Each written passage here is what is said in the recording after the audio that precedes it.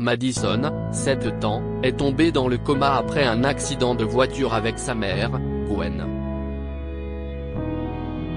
Cette dernière a déclaré que sa voiture était défectueuse, mais d'autres personnes ont commencé à croire qu'elle avait provoqué l'accident volontairement. Madison s'est finalement réveillée et a prononcé des mots qui ont choqué toutes les personnes présentes dans la pièce. « Ne vous inquiétez pas, Mr. Robin », dit l'infirmière Emma à Sam. « Les enfants sont résistants. Je suis sûr que votre petite fille va bientôt se réveiller. » Sam regarda avec inquiétude sa fille, Madison, qui était à l'hôpital depuis 3 mois. Après que l'infirmière Emma a quitté la pièce, il fronça les sourcils et se gratta la tête. À un moment donné, il sortit de la pièce et s'installa dans la salle d'attente. « J'espère que Madison ne se réveillera jamais, pensa-t-il. Contrairement à la plupart des pères, Sam ne voulait pas que sa fille ouvre les yeux. Il lui souhaitait le pire en pensant à sa petite fille.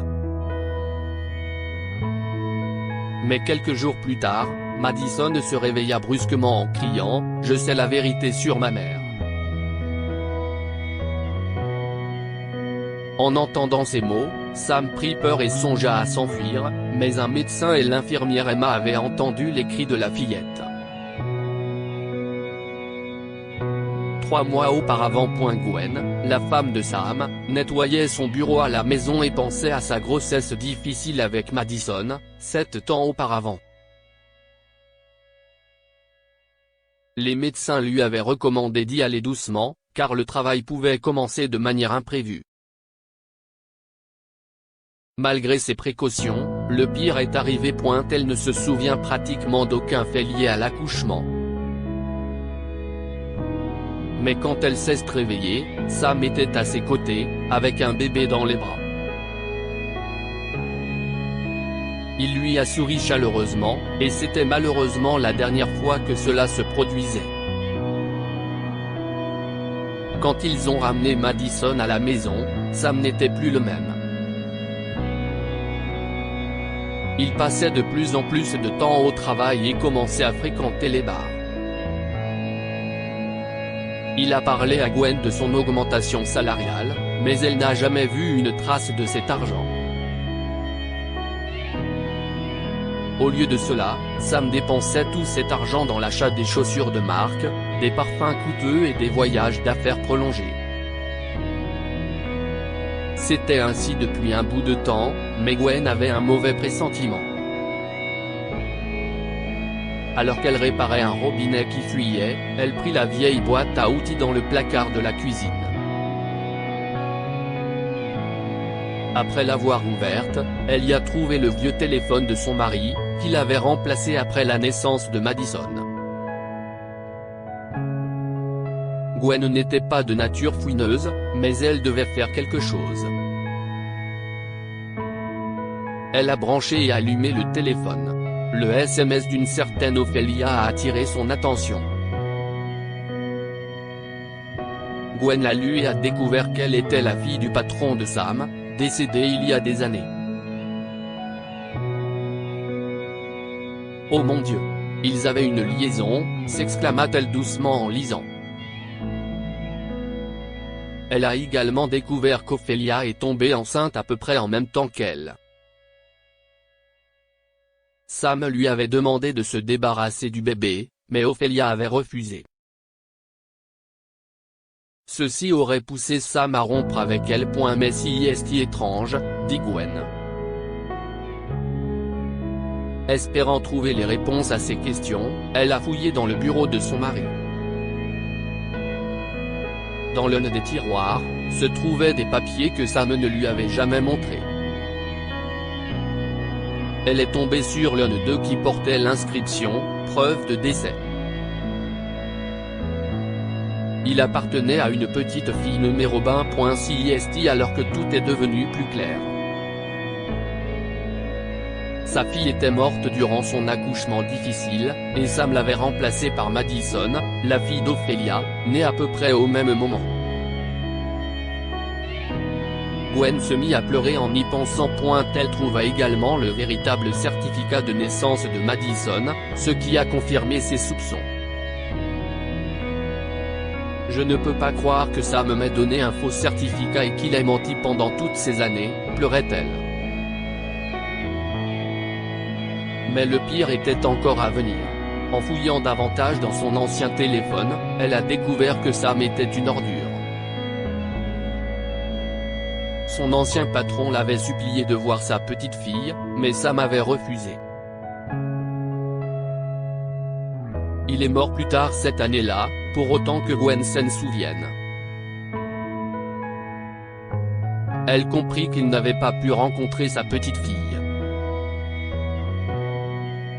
Gwen était choquée après avoir découvert le véritable visage de son mari. Elle n'arrivait pas à croire qu'il lui avait caché une douzaine de secrets pendant toutes ces années.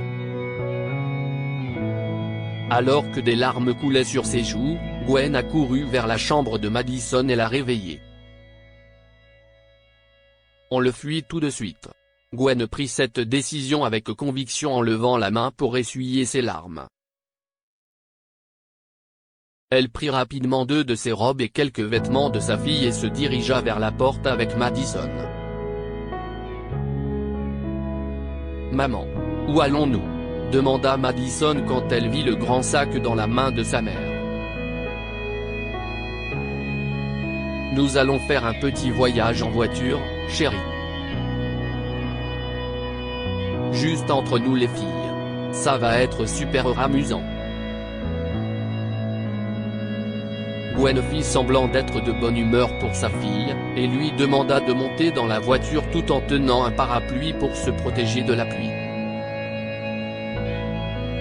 Gwen conduisit lentement sur les routes mouillées en essayant d'aller le plus loin possible de son mari. Alors qu'elle repensait à tous les mensonges qu'il lui a racontés dans le passé, elle a mis le pied sur l'accélérateur sans s'en rendre compte et a percuté un arbre avec sa voiture. L'instant d'après, elle était transportée à l'hôpital. « Ma fille. Où est ma fille ?» hurlait-elle aux personnes qui l'entouraient, mais personne n'a répondu. De retour dans le présent. Après avoir entendu les cris de Madison, les médecins se sont précipités dans sa chambre, mais la fillette ne voulait pas se calmer. « Ma maman. Où est maman ?» a-t-elle continué à crier pendant que le personnel médical vérifiait ses signes vitaux. Son père prit la parole. Madison, calme-toi. Ils doivent t'examiner, dit Sam, en essayant de rester calme. Non. Je t'ai entendu. Je t'ai entendu. Maman n'est pas une mauvaise personne. Maman m'a protégée. Elle m'a prise dans ses bras, la tête en bas. Il faisait froid. Elle a dit, « Tout va bien se passer », cria Madison. L'infirmière Emma était choquée après avoir entendu ce que Madison avait dit. Elle regarda Sam, qui se tourna vers la porte, et se souvint de son entretien avec la police après l'accident de Gwen et Madison. Je sais que Gwen a fait exprès de cracher sa voiture, dit Sam à l'officier de police. Elle voulait kidnapper Madison parce qu'elle venait d'apprendre que celle-ci était la fille d'une autre femme. Gwen avait l'intention de faire du mal à ma pauvre fille, officier. Lorsque Gwen s'est réveillée quelques jours après l'accident, les policiers ne lui ont pas permis de voir Madison. Au lieu de cela, ils l'ont arrêté parce qu'ils croyaient en la version de Sam.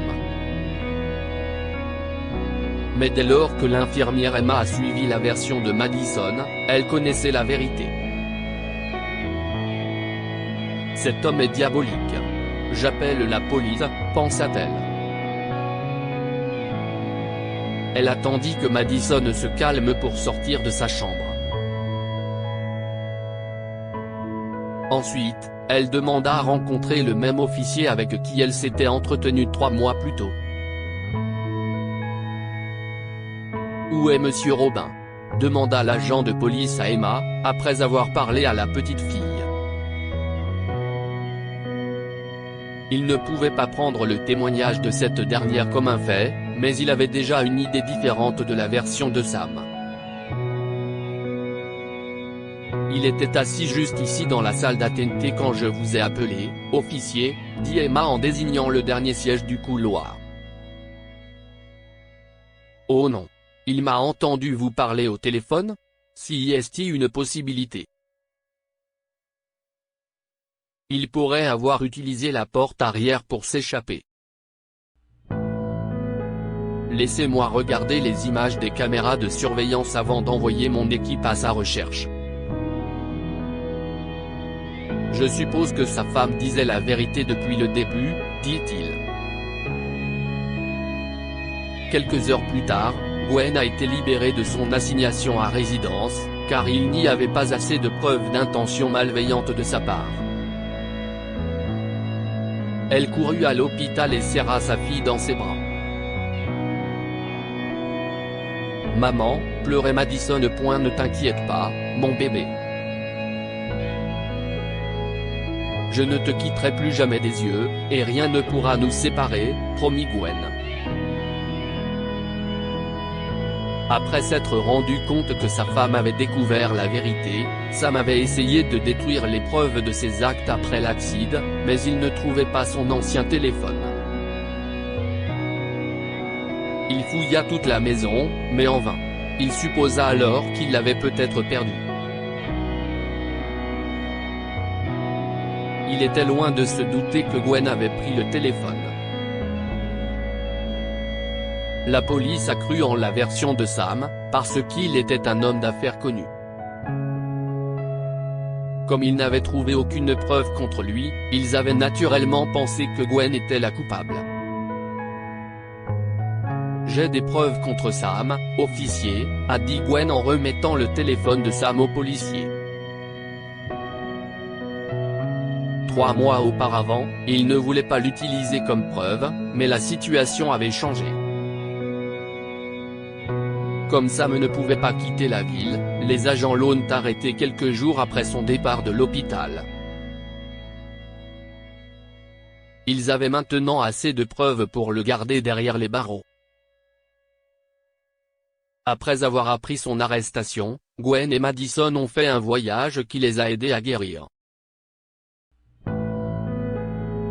Par la même occasion, Madison a pris connaissance de la véritable nature de leur lien. Que pouvons-nous apprendre de cette histoire? Suivez toujours votre instinct. Gwen a eu un pressentiment lorsque son mari a commencé à se comporter bizarrement après la naissance de Madison, mais elle a attendu des années avant de réagir. Elle aurait dû le faire plus tôt. Ce n'est pas le sang qui fait la famille, mais l'amour. Madison et Gwen n'étaient pas biologiquement liés, mais elles vivaient ensemble comme une famille, et leur lien est resté intact même après avoir appris la vérité. Partagez cette histoire avec vos amis. Elle pourrait égayer leur journée et les inspirer. Pour lire d'autres histoires, abonnez-vous à Amomama sur Google News.